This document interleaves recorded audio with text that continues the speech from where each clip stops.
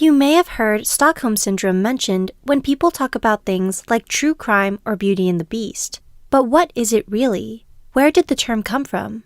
Why does it happen? And how common is it? Well, you're in luck for some answers. We did the research so you don't have to.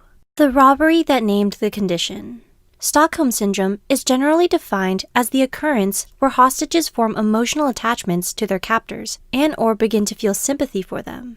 Criminologist and psychiatrist Nils Bejerot first coined the term Stockholm Syndrome in 1973. That year, 4 people were held hostage during a bank robbery in Stockholm, Sweden. Yet, upon being released, the hostages didn't show any anger towards their captor. Instead, they defended him and even refused to testify against him in court.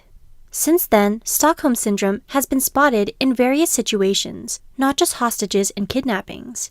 It has been recorded in victims of sexual abuse, human trafficking, discrimination, terror, and political and religious oppression as well. The circumstances that create it. Psychologists believe that this reaction happens as a coping mechanism and can occur as a result of hopelessness and frustration. A victim may feel the police aren't doing their job well enough, which creates a resentment that the captor can relate to. However, the victim doesn't automatically agree with their oppressor. In almost all cases of Stockholm Syndrome, the captor has to spend face-to-face time with the victim for this to occur. Gradually, the victim may start to view them more as a person than a villain. The dark results of Stockholm Syndrome. Once released, victims of abduction, or those situations listed above, may develop the following symptoms: compassion for one's captor, refusal to admit their wrongdoing, flashbacks of the event, increased aggression, depression, guilt, and post-traumatic stress disorder. They may also develop a dependency on their aggressor, where they feel they cannot survive without them. The good news is most people in hostage situations do not develop Stockholm Syndrome. The rarity of captor compassion. The FBI's hostage barricade system says that 92% of people in these circumstances do not present any symptoms that would indicate Stockholm Syndrome. However, it is still very real and should be taken seriously. How serious can it get? Each person's reaction to a hostage situation is different. However, there are a few famous examples where the attachment one had to their abductor went very far. Natasha Kampusch. Natasha Kampusch was abducted as a child in 1998.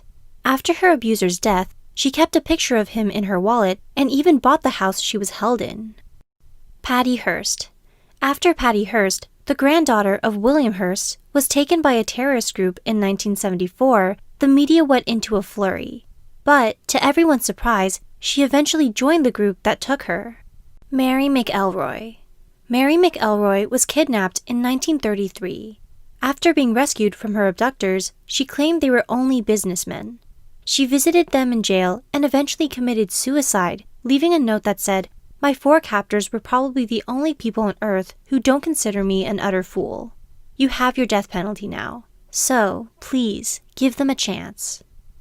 We understand the significant effects abuse and confinement has on a person and want to provide emotional support to those who have been through a similar situation.